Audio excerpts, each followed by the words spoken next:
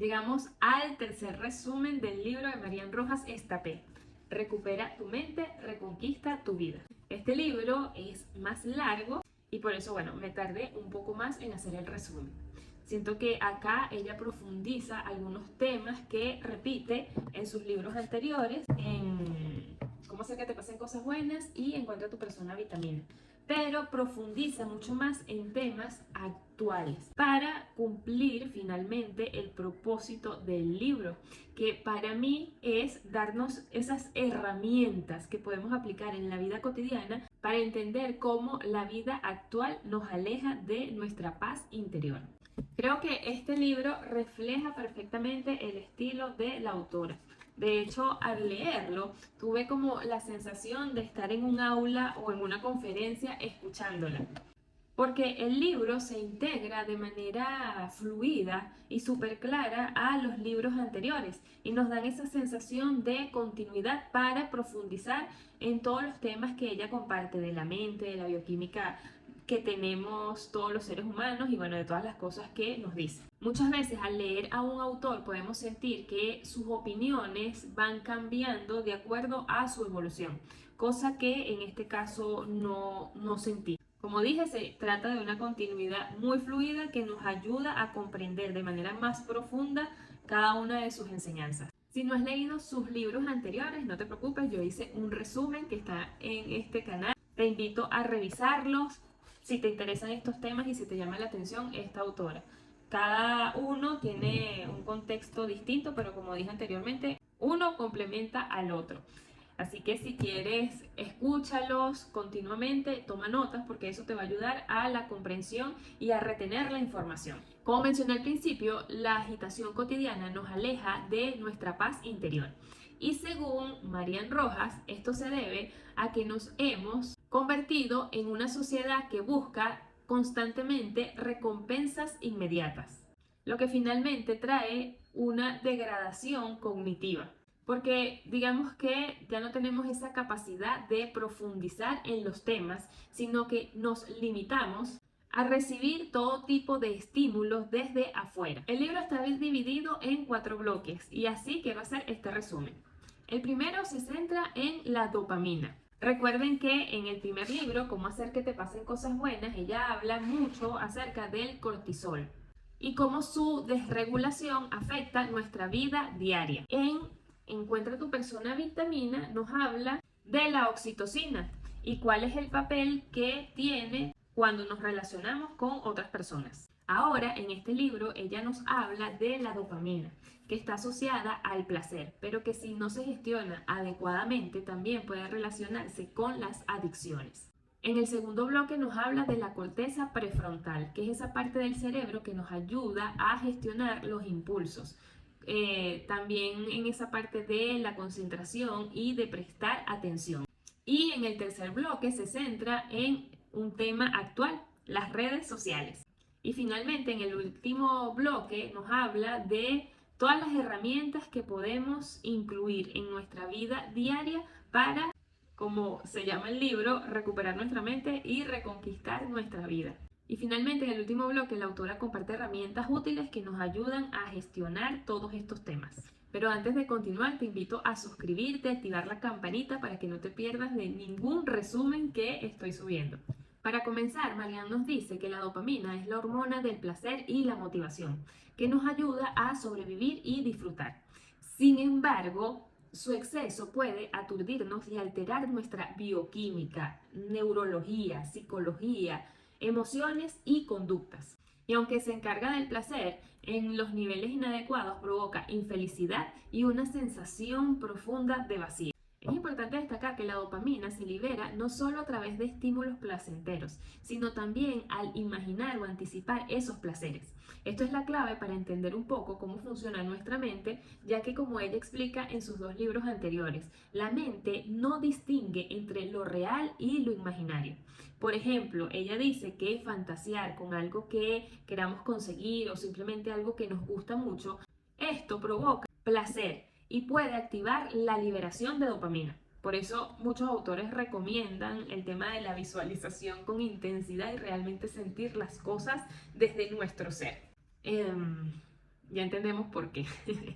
Cabe destacar que la dopamina juega un papel fundamental en el sistema de recompensas, afectando nuestro estado de ánimo y también juega un papel importante en la gratificación instantánea, que está de moda, porque continuamente estamos expuestos a estímulos tecnológicos que, según lo que explica la autora, modifican nuestra forma de disfrutar y relacionarnos.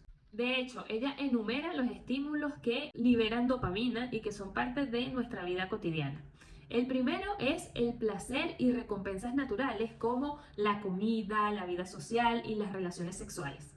El segundo son todas las actividades físicas que generan ese estado de euforia, por ejemplo, cuando hacemos ejercicios. El tercero es la búsqueda constante de estímulos nuevos como las redes sociales. Cuando estamos aburridos, empezamos a scrollar en las redes sociales. El cuarto son las situaciones inesperadas que producen alegría. Y el número 5 es la satisfacción de lograr metas en distintas áreas de nuestras vidas. Ella explica que esto es perfecto, pero siempre y cuando esté equilibrado, ya que sin el sistema de recompensas no nos levantaríamos de la cama porque no tendríamos ningún tipo de motivo. Por eso ella refuerza siempre estar ilusionados ante la vida o ante pequeñas cosas que podamos hacer. Funciona así: al recibir un estímulo externo a través de los sentidos, este puede generar una respuesta condicionada por los hábitos que podamos tener, es decir, por las conductas que hemos repetido ante los mismos estímulos una y otra vez. Por ejemplo, si al llegar a casa nos sentimos cansados, después de trabajar todo el día y simplemente abrimos la nevera, tomamos un refresco o una cerveza, abrimos unas papas fritas y esta sensación nos libera y nos provoca alivio, lo que hace que se libere en nuestro organismo dopamina.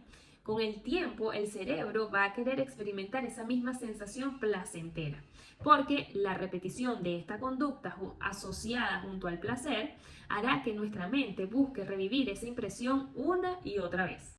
Entonces, lo importante a entender acá es que la dopamina consolida el deseo de repetir esa conducta en el futuro, creando ese bucle que se retroalimenta. Cuanto más se repita el hábito, más necesitaremos sentirlos. Cuando leí esto, lo primero que pensé es que cuando caemos en ese automatismo de las rutinas diarias, no somos conscientes de cómo nuestra bioquímica nos puede ayudar o afectar. Y por eso a veces nos cuesta salir de hábitos que sabemos que no son tan buenos ni que tampoco nos están ayudando a conseguir nuestras metas, pero que resulta casi imposible dejarlos. Digamos que se abre esa lucha interna de lo que disfrutamos, pero que sabemos que no nos hace bien. Algo importante que no debemos perder de vista. La dopamina es la responsable de consolidar y reforzar las conexiones neuronales que nos llevan a repetir conductas en el futuro. Y aquí el cerebro juega un papel importantísimo porque recuerda todas esas sensaciones que nos dan placer. Y lo bueno de todo esto es que así como hay hábitos que no son tan positivos, nosotros conscientemente también podemos impulsar cosas que queremos ver reflejadas en nuestra personalidad. Hábitos que conscientemente nos ayuden a liberar dopamina y nos lleven hacia esa vida que queremos. Por ejemplo, para mí leer me ayuda con este sistema de recompensas y al hacer un resumen y publicar finalmente ese resumen en las redes sociales, siento como esa liberación de dopamina. Entonces es algo que progresivamente fui incorporando a mi vida, impulsando este tipo de actividad que es como un ciclo de retroalimentación que finalmente me hace sentir bien, pero que ahora entiendo que me ayuda a liberar dopamina. Pero ella también explica que todo esto funciona igual que las adicciones al alcohol, a las drogas, al cigarro, a la comida, al porno, en fin, a cualquier tipo de adicción que podamos tener. Porque finalmente nuestro cerebro ante distintos estímulos se va condicionando y progresivamente va acostumbrando a nuestro cuerpo a todas esas cosas que se repiten continuamente. De hecho, en esta parte ella coloca una tabla donde nos dice que hagamos el ejercicio de colocar las emociones que nos ayudan a tener recompensas, pero que identifiquemos si esas recompensas son positivas para nuestras vidas o no. Yo lo hice y de verdad que resulta bastante satisfactorio entendernos porque es una manera de conocernos. Lo mismo pasa con los teléfonos. Ella explica que cada vez resulta menos fácil gestionar el aburrimiento y el estrés. Y a la mínima sensación de angustia, lo primero que hacemos es tomar el teléfono como esa vía de escape, dándole dopamina al cuerpo a través del scroll, a través de las pantallas y de todos los contenidos que vemos. Lo peligroso de esto es que cuando es en exceso, el cerebro pierde la capacidad de gestionar el aburrimiento, el estrés, la rabia o simplemente darse esos pequeños momentos para contemplar y entender que bueno, que la vida no es vivir acelerado, sino que la vida también puede tener esos matices tranquilos. Lo paradójico de todo esto es que mientras más estímulos podamos tener, menos satisfechos o felices nos sentimos. Mientras más consumimos redes sociales, menos satisfechos nos sentimos de ese contenido. Mientras más podemos vivir estresados, corriendo, menos satisfacción sentimos. Por eso, ella plantea que para recuperar el dominio de nuestra mente, debemos bajar el ritmo y entender que nuestro organismo necesita de aburrirse, necesita de reposo, de contemplación, de relacionarse con las actividades, así no nos generen ningún tipo de estímulos al principio. Cabe destacar acá que no hay que irse a los extremos. Sabemos que la vida actual es acelerada y cada quien conoce los desafíos que tiene que enfrentar cotidianamente. Y tratar de estar pendientes de todos estos aspectos creo que es idealizar el mensaje de Marianne. Esto yo particularmente creo que no es posible. Lo que sí podemos hacer es estar atentos a ciertos estímulos para gestionar mejor los circuitos de placer y recompensa que definitivamente no nos hacen bien. Yo creo que con paciencia y autoaceptación podemos hacerlo. Y si no, también podemos buscar ayuda. Pero todos sabemos que si nos las pasamos a cada rato scrolleando en el teléfono, viendo un montón de redes sociales, antes de acostarnos estamos viendo redes sociales, esto no nos está haciendo bien. Básicamente porque estas oleadas de dopamina modifican nuestro sistema de recompensa y disminuyen nuestra capacidad de sentir placer. Por eso los adictos sienten menos alegrías en las recompensas que les proporciona la adicción, sin darse cuenta de que con el tiempo consumen únicamente para salir de ese sentimiento de tristeza, porque no saben cómo gestionar lo que pasa internamente. Una persona puede caer en la adicción porque su corteza prefrontal no le permite controlar sus deseos e impulsos. Y aquí ella menciona no solo sustancias adictivas como la marihuana, las anfetaminas, el alcohol, entre otros. Ella también habla de la pornografía y de las pantallas. Voy a profundizar un poco más en este tema porque me parece interesante. Ella comparte que las redes sociales son dispensadores automáticos de afectos, ya que actualmente muchas personas se han vuelto adictas a exhibir una vida que a veces no tienen para sentir esa sensación de felicidad cuando alguien comparte su contenido, cuando le da like, pero realmente cuando profundizamos en este tema, nos damos cuenta que muchas personas que hacen esto realmente se sienten vacías. Ella explica que las redes sociales tienen formatos altamente adictivos, ya que afectan tanto a la corteza prefrontal, que es esa parte encargada, como dije anteriormente, de las funciones cognitivas del cerebro, pero que también a su vez eleva la dopamina. Las imágenes y videos de las redes sociales contienen novedad en segundos, por eso es tan fácil engancharse. De hecho, ella dice que están diseñadas especialmente para anular nuestra capacidad de decisión, bloqueando nuestra corteza prefrontal. Y justamente con este tema entramos al segundo bloque del libro, la corteza prefrontal, que es esa región del cerebro encargada de las funciones más complejas, como la atención, la toma de decisiones, la planificación, el control de impulso. Básicamente la corteza prefrontal nos ayuda a tener el equilibrio y ser responsables de nuestras acciones. De hecho, ya la compara con una batería, diciendo que cuando descansamos bien, esa batería se recarga durante la noche y va descargándose durante el día, de acuerdo con las distintas actividades que podamos realizar y evidentemente con la persona que seamos. Por eso debemos reconocer cómo funciona nuestra batería mental para saber cuándo rinde más, cuándo está más agotada, cuándo es necesario recargarla. Porque cuando está cargada somos más receptivos, más empáticos, productivos, somos personas más creativas. Podemos tener y sentir una mayor ilusión al realizar actividades, porque de alguna manera nos ayuda con la motivación. Por el contrario, cuando llegamos al final del día y ya nos queda poca carga, podemos reaccionar de forma desproporcionada o con poco tacto ante distintas situaciones sociales. Pero ojo acá, las situaciones que hacen que la batería mental se agote con facilidad son diversas y dependen de cada uno de nosotros. Y estas situaciones son parte de nuestro día a día. Nadie se salva de esto. Por ejemplo, trabajar en exceso, descansar poco, estar enfermos, el estrés, el ruido, el tráfico, comer mal, beber alcohol en exceso, abusar de las redes sociales, revivir momentos traumáticos, rodearnos de personas tóxicas y bueno, de un sinfín o un largo etcétera que podemos experimentar en nuestra cotidianidad. Por eso es importante el buen descanso para recuperarnos del agotamiento. Sin embargo, también debemos ser conscientes que podemos intencionar momentos de recarga.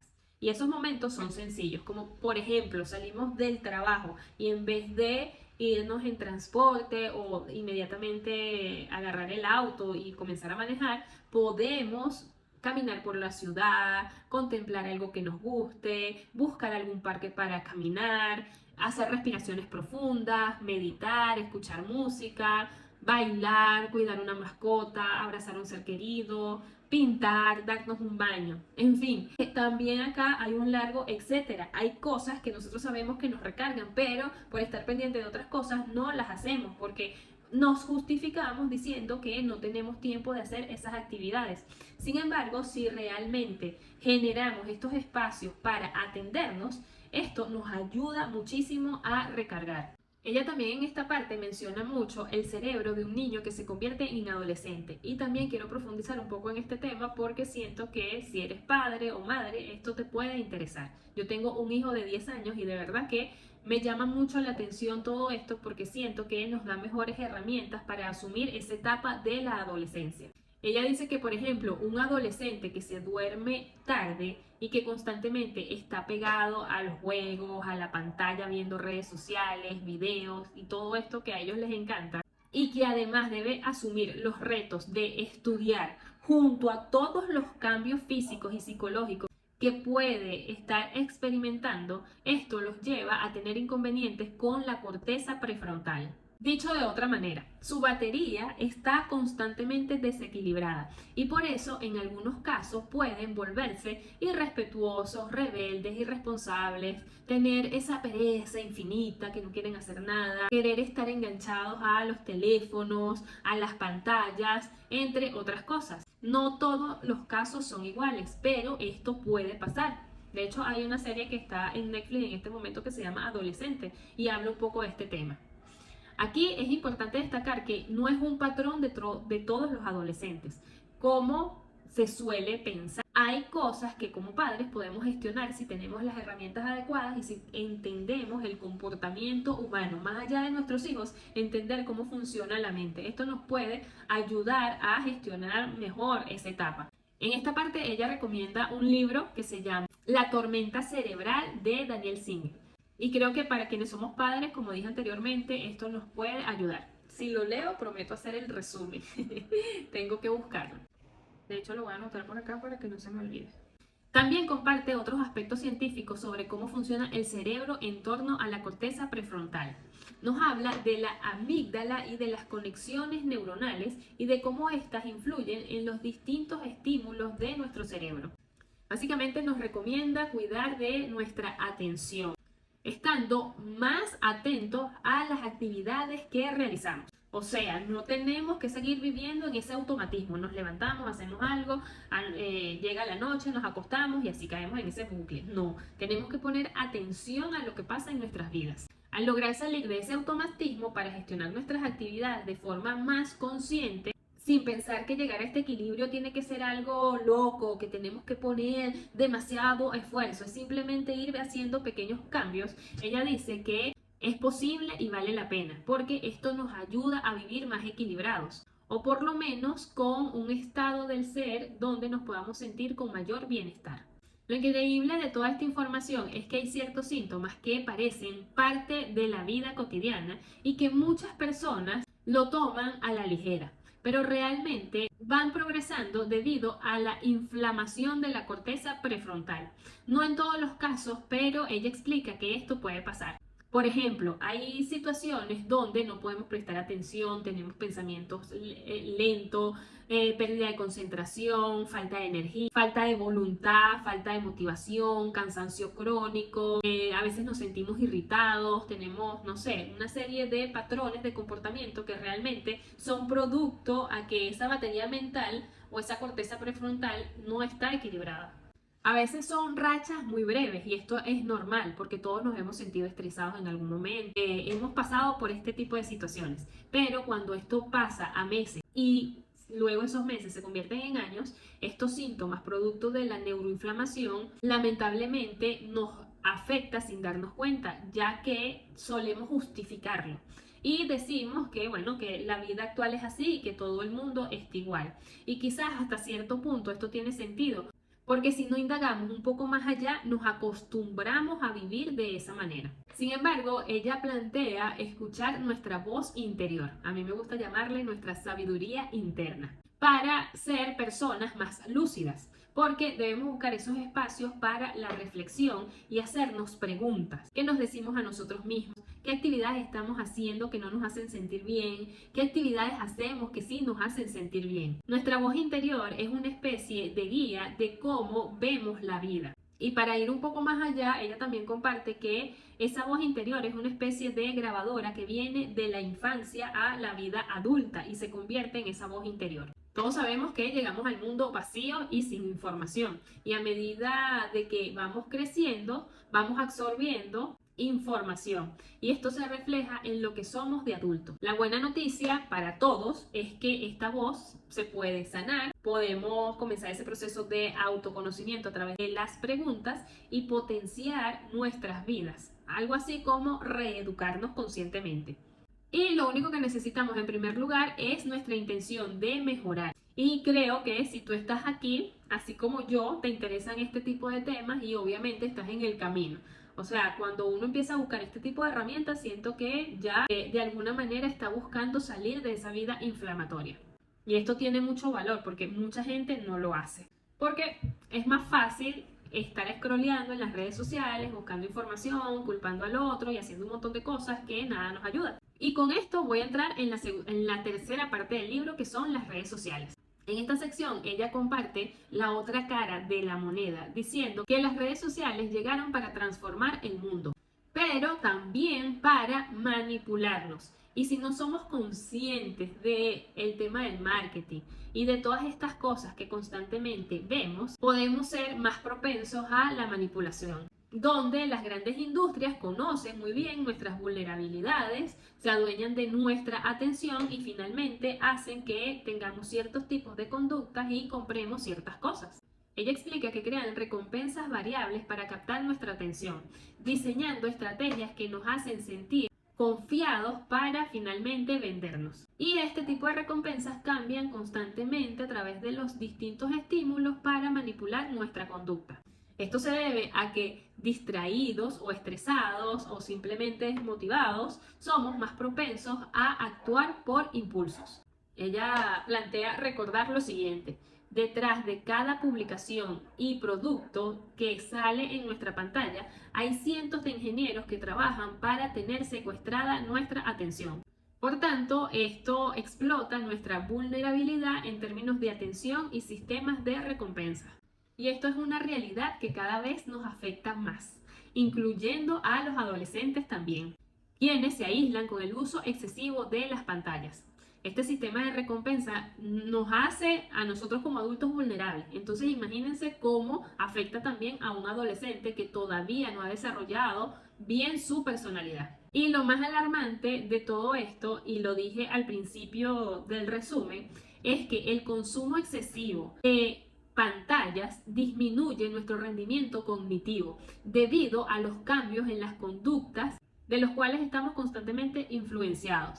Y eso se demuestra en que la sociedad actual ha abandonado la lectura o las actividades recreativas. Hay muchas personas que no tienen alimentación saludable, hay un deterioro significativo en las relaciones interpersonales, hay una clara disminución en el tiempo del sueño. También existe una hiperestimulación de la corteza prefrontal y bueno, esto debido a ese estilo de vida sedentario y rápido, entre muchos aspectos más. Cuando esto se convierte en la cotidianidad, todos los estímulos provienen del exterior.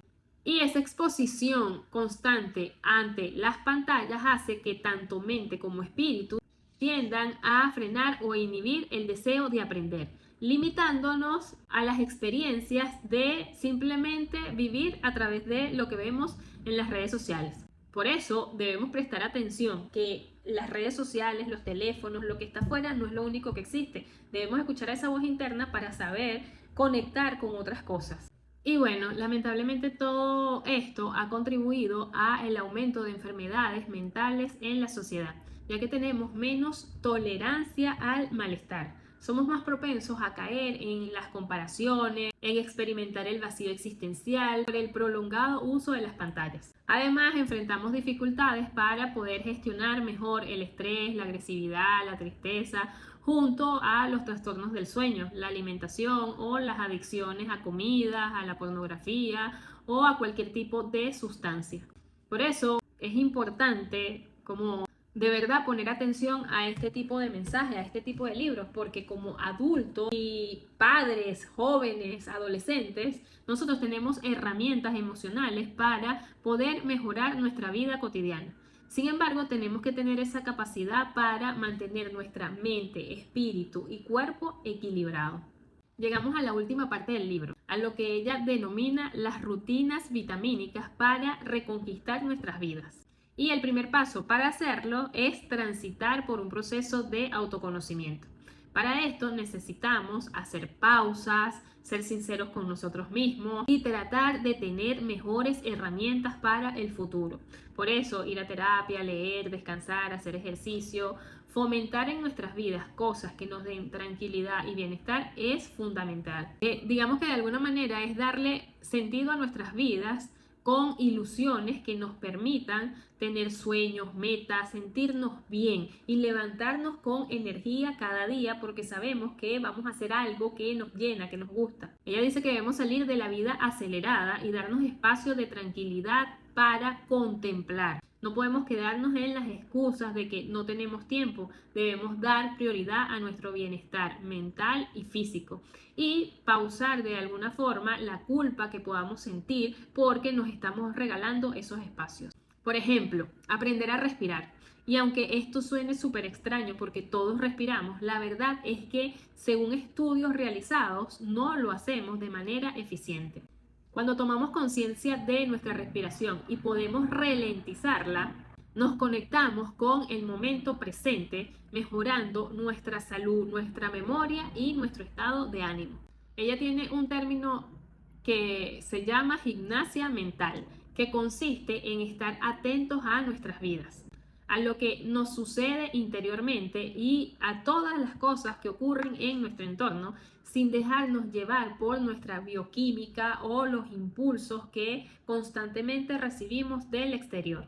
Debemos de alguna manera aprender a transitar por las situaciones difíciles, por el dolor, ver que a veces la vida tiene algunas cositas que enseñarnos, pero que estas incomodidades no nos hagan caer simplemente en una vida cíclica, sino que más bien busquemos esas herramientas para gestionar nuestra actitud de manera madura y responsable, porque esto es lo que va a hacer la diferencia. Hay otra cosa que antes de que se me olvide, ella habla mucho en este libro de buscar los momentos de flow, que son esos momentos en los que sentimos que el tiempo no pasa y que todo fluye de manera casi perfecta. Cada persona encuentra su estado de flujo en lo que más le gusta hacer.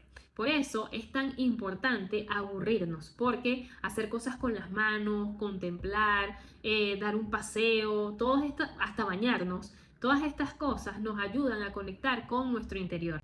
Y es allí donde vamos a encontrar nuestras motivaciones, nuestras pasiones, nuestras ilusiones ante la vida. Porque digamos que la tormenta cerebral queda un poco apagada y damos espacio para la creatividad.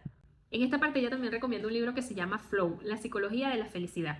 Este ya lo leí, me llamó mucho la atención, me gustó cuando leí lo que ella compartía, así que es el próximo resumen que voy a hacer en este canal. Así que si te interesa, recuerda suscribirte y activar la campanita porque es el próximo que voy a grabar. Y por último, nos hace una serie de recomendaciones que creo que todos hemos escuchado. Por ejemplo, hacer ejercicio o practicar algún tipo de deporte. Aumenta en gran medida nuestro bienestar y nos ayuda a liberar más dopamina, lo que también nos proporciona de esa motivación que necesitamos. Pero también es importante que sepas que también mejora la estructura de nuestro cerebro y favorece al mayor rendimiento cognitivo. O sea, nos hace personas más inteligentes porque potencia la memoria, la creatividad y el aprendizaje. Y bueno, hasta aquí el resumen. Como les dije, este libro es mucho más largo, tiene mucha información que creo que se me escapó. Sin embargo, quise resumir los puntos que más me llamaron la atención. Y bueno, si quieres profundizar un poco más en este tema, te recomiendo de verdad leerlos. Si tienes la oportunidad de leer los tres, hazlo, porque nos ayuda muchísimo a entender cómo funciona nuestra mente, cómo funciona nuestra bioquímica y qué actividades podemos hacer para gestionarnos mejor. Gracias por estar aquí, gracias por escucharme. Si te gusta este tipo de video, regálame un like y recuerda suscribirte. Chao, chao.